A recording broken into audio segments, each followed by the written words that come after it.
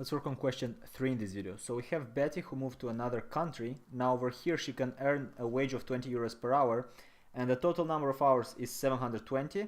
Now what else do we have? We have the utility of Betty given over here. In part A we want to know how many hours does she work. Okay, so first of all we need to know the budget constraint because we can use the Lagrange to maximize her utility based on that constraint. Now how can we do so? How can we calculate the budget constraint? Well, let's see. We need to know the maximum amount of money that she could earn. Well, that's 720 hours that she could be working times 20 euros an hour. So the maximum amount of money would be 720 times 20, which is equal to 14,400 euros. That's the maximum amount. But if we want to show this as a budget constraint, we would have that the income is equal to the maximum amount, that's just the intercept on the income axis, 14,400 minus the opportunity cost, and the opportunity cost is 20 euros per hour, right? That is the wage. To get one more hour of leisure means giving up 20 euros, so minus 20 times L.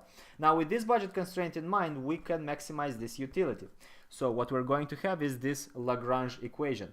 We will have the following. We will have that our Lagrange is equal to the utility function, which is y to the power 1 over 6 times L to the power of 5 over 6 plus lambda times the following budget constraint, which is 14,400 minus 20L minus y. And from here on is a matter of math. So this is just a matter of solving derivatives. So we will do the partial derivatives, the first order conditions.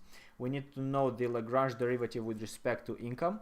So Lagrange derivative with respect to y equals to 0. Lagrange derivative with respect to leisure equals to 0 as well. So let's do that. Now in the first case, our variable is going to be the income. We keep everything else constant. So let's take the constant first. That's L to the power of 5 over 6. And we differentiate y to the power of 1 over 6. So we take the power down and we're left with y to the power of minus 5 over 6. And from here, when we differentiate this term with respect to y, we will keep just the coefficient next to y, which is minus 1 times lambda. So minus lambda equals to 0. Hope this all makes sense. Now we do the same over here. We do the same when we differentiate the Lagrange with respect to leisure. With that said, we will keep the constant. That's y to the power of 1 over 6. So we keep the constant first, y to the power 1 over 6. And we differentiate L to the power 5 over 6.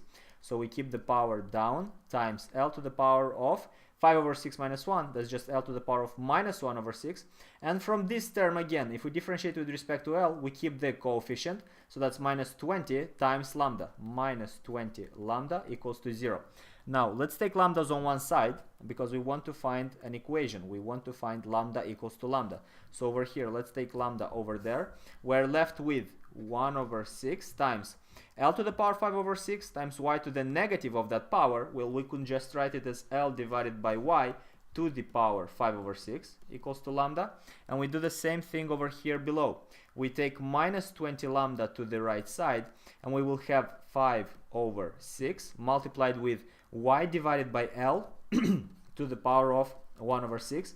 That's equal to 20 lambda. Now what else we can do? We can divide in the second equation both sides by 20 so that we can get rid of this 20 over here. Meaning we will have 5 divided by 6 divided by 20. That's 5 divided by 120 times y over L to the power of 1 over 6 equals to lambda. Now we could use our equation. We have lambda over here. We have lambda over here as well, meaning we will make these two equations equal. So let's do that.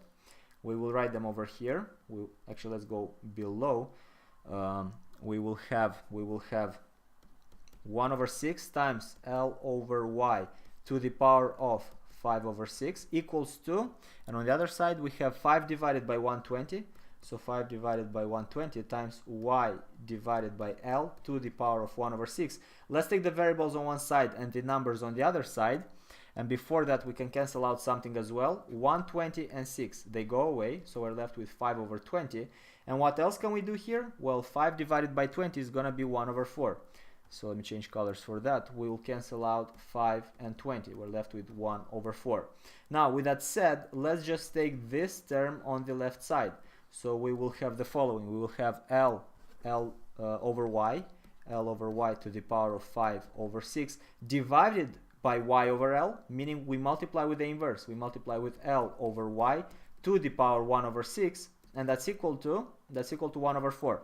So that's going to be equal to 1 over 4 Now 5 over 6 and 1 over 6, when we multiply two powers with the same basis, we'll just add the power. So we have L over y to the power of 5 over 6 plus 1 over 6, that's just 1, equals to 1 over 4, meaning that from here we find out our relationship between L and y. That's what we were looking for by doing this cross multiplication. L times 4 equals to y times 1, meaning that y equals to 4L. Now with this in mind, we can substitute it into our budget constraint. Let's take the budget constraint over here. Where was it? It was somewhere, yes, this one. We just said that y is equal to 4L, right? Y is equal to 4L, so let's substitute it. If y is equal to 4L, what does that mean? That means we could write this expression as 4L equals to 14,400 minus 20L. Let's take the L, the leisure, on one side, because that's what we're looking for. We're taking this thing to the left side, so we have 4L plus 20L, that's 24L, equal to 14,400. Now if we divide both sides by 24, we will find out that L in equilibrium would be equal to 600, so 600 hours of leisure. And how much income is Betty gonna have? Well, y equals to 4 times L, meaning that y will be equal to 4 times 600, and that's equal to 2,400 euros. Hope this all makes sense. In the next video we go to part B.